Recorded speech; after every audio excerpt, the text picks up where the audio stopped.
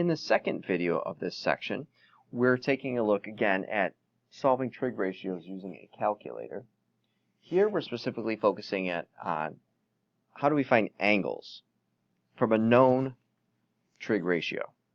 So, very much like reversing operations that we've looked at in Algebra 1, we're going to do the same type of thing when we're solving our trig functions here. Luckily, our calculator can do a lot of this for us, and it can help us find those values. To do this, we're going to pull up the calculator, and if you notice here on the sine, the cosine, and the tangent, up in the blue, we have that sine -1, cosine -1, tangent -1. That doesn't mean 1 over the sine, 1 over the cosine, or 1 over the tangent. What that means is the inverse operation. So in other words, if we know the answer to the problem, we're working backwards to find out what would make it happen. So if I'm solving a problem like this, what this tells me is that the sine of whatever angle is 0.782. The cosine of whatever angle is 1.291. The tangent of whatever angle is 2.817. What we're trying to find out is what angle makes that happen.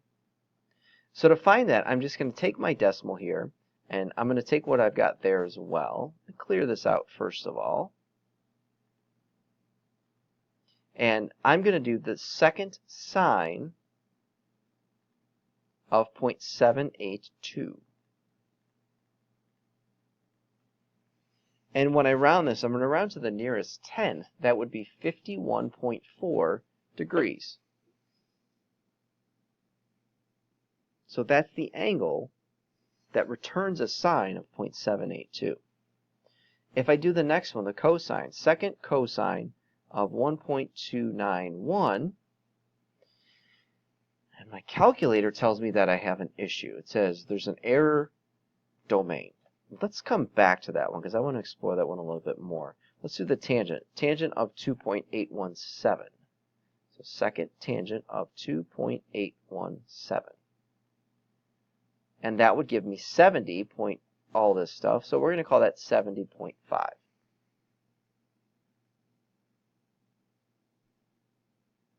Back to the cosine one. There's a reason that our calculator is yelling at us. I can't do it. It's impossible. You can't actually find an angle where the cosine will be 1.291. The cosine can't be 1 or larger. So if we have a problem like that, we're trying to find the inverse cosine or inverse sine of anything 1, 2, anything bigger than 1, it's not going to work. We can't do it. So we're going to just write not possible.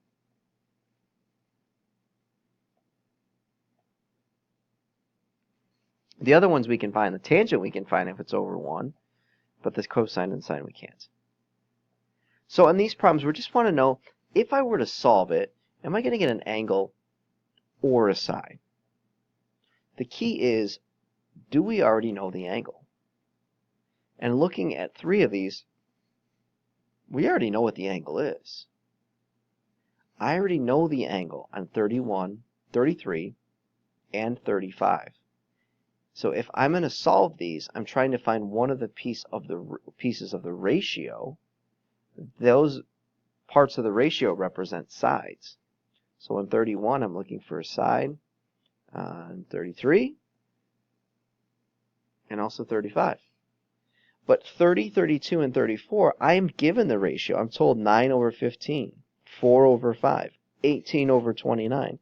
And I want to know what value of A or B or X will give me that ratio. So those variables right here, here, and here represent angles.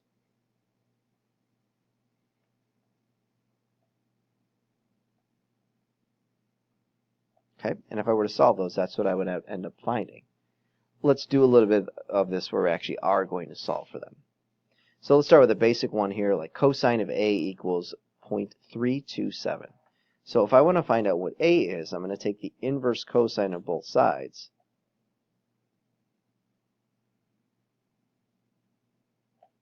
And I will type that in my calculator. So second cosine of 0.327. Oh boy, lost my 2 there. There we go. And I get 70.9.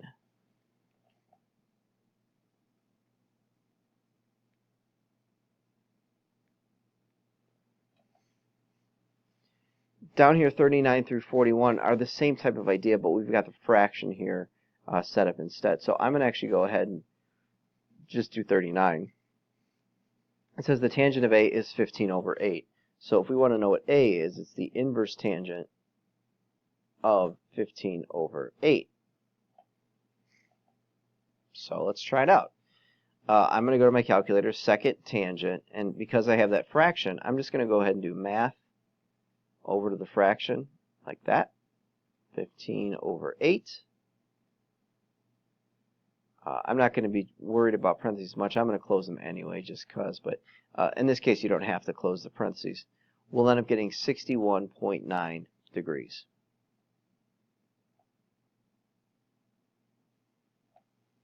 So what happens then if we're trying to solve a triangle that we're given 2 of the sides already, and we want to find any missing pieces? In this case, we're finding the 2 missing angles that we've got. We've got one of them is a 90 degree, but then we also have to find A and C. So I'm going to pick either angle. It doesn't make a difference. I'm going to just go ahead and pick A, and I'm going to label my sides based on angle A.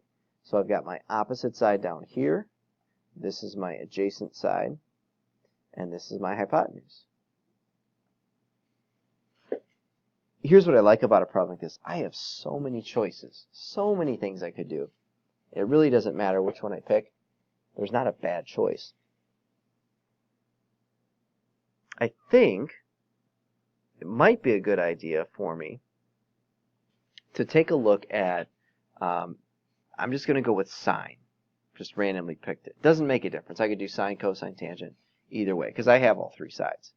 I'm going to find the sine of A. And I know the sine of A is the opposite side over the hypotenuse. So to find A, it's going to be the inverse sine of 8 over 10. So I'll jump to my calculator. Second sine, 8 over 10.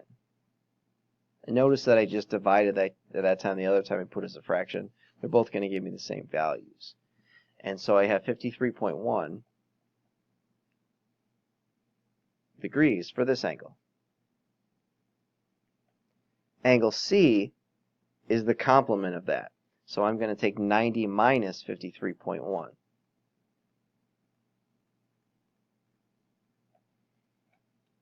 Let's try that again. 90 minus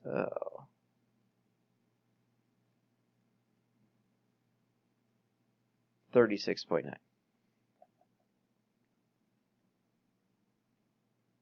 And if I had actually solved that using the trig, I would have gotten the same thing. I could have picked sine of C equals 6 over 10, or cosine of C equals 8 over 10, or tangent of C equals 6 over 8. But either way, I should get something relatively close to that 36.9 degree measurement.